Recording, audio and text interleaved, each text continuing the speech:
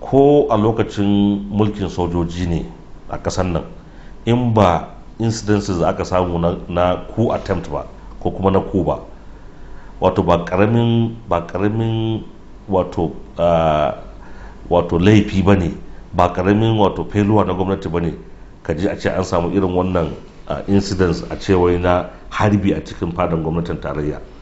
Ya kamata a yanzu haka mutane da yawa sun rasa aikinsu. Ya kamata ita kanta matar shugaban kasa wanda ake accusing ɗinta akan wannan abun, ita ma kanta an ɗauki mataki a kanta. Ya kamata kuma shugaban kasa shi da kanshi ya fito ya yi magana a al'umma, kuma a tabbatar da wannan maganan an yi binciken shi akan lokaci, sannan an sanar da mutane akan lokaci, kuma an ɗau mataki akan lokaci. Sannan kuma in ka wuce wannan, kaga wannan abin da ya faru ya sake exposing ɗin situation da ke faruwa a fadan gwamnatin tarayya. Shugaban kasa ba shi da control ɗin mutanen ma da suke karkashin shi. Akwai bambanci tsakanin mutanen da suke karkashin shugaban kasa. Sannan fada da kishi da zarmiya na wannan bangaren yana so ya zama shi yake da karfi, wannan bangaren yana so ya zama shi yake da karfi.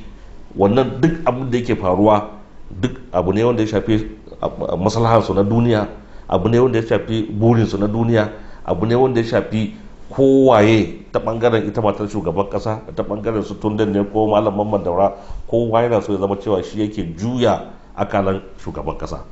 So kuma inda za ka san cewa babu ma hope din gyaran halin da ake ciki a yanzu, tunda tukuna wanda ya gagara gyara cikin gidan shi, fi sabilillahi, inda za mu wa shugaban kasa adalci, ya zai iya gyara mutane miliyan 200 cikin gidanka fa, a matsayin ka na shugaba baka iya ka gyara shi ba cikin shekara 5 din nan.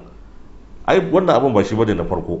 Fitina ya faru da yawa wanda ita kanta matar ta yi magana ba sau ɗaya ba sau biyu ba.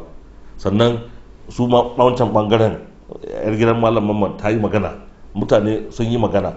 So abu ne fa wanda yana faruwa a ƙarƙashin shugaban ƙasa, amma ba shi da solution din matsalar. yasa bincika. To ai bincike na baya da ya faru fa, wani mataki aka ɗauka? Abubuwa da yawa sun faru a baya, kuma ina tabbatar maka wannan ma da aka saka a binciken, me ya kawo maganar shugaban ƙasa daga baya? Ai tun da abin ya faru washe gari, ya kamata akwai statement daga fadin shugaban ƙasa akan wannan, kuma a saka binciken nan.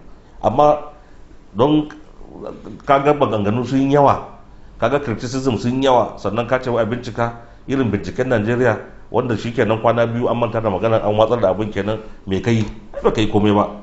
Kafin ma a gama binciken a ka'ida na irin wannan, kafin a gama binciken akwai wanda ya kamata a dakatar da su daga aiki don saboda kar su kawo katsalandan wajen bincike. Ka'ida kenan. Amma wa aka dakatar daga aiki?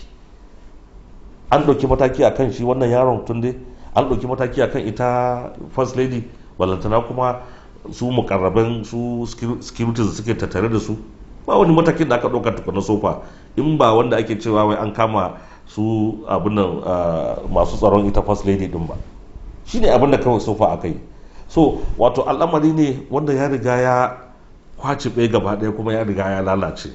Kuma wannan babban abu ne wanda ya tabbatar maka da irin gwamnati da muke tare da ita a wannan ƙasa, wanda kuma ya nuna maka abun tabarbarewar shi ya kai wani matsayin da shi kanshi shugaban ƙasan ba shi da wani hanya da zai iya gyara wannan abu yadda ya tabarbare. Kuma dole haka ya dinga kasancewa, dole ne haka ya kasance. Duk inda hakkin jama'a ya yi yawa akan mutane, duk inda hakkin jama'a ya yi yawa, especially jinin mutane, rayukan mutane, to wallahi wai mutum Allah ya baka dama ka samu hasken da za ka yi abin da ya dace har ka samu nasara, wannan ma bai taso ba ko kaɗan. Wannan abun duk in aka koma kamar yadda nake faɗa, duniyarsu kawai suke yi wa, in babu wani maganar talaka a ciki. Ta bangaren ita matar shugaban kasa, wallahi wannan duk abin da take yi ba maganar talaka bane, maganar yadda za ta yi consolidating power ɗinta ne a presidency. Su ma wannan babu maganar talaka. So kawai wannan fada ne tsakaninsu, wanda kuma Allah ne ya fara gwara kansu. In dai ba a tuba ba, kuma in ba a daina ba, wannan abin da ya fara faruwa so mataɓi ne.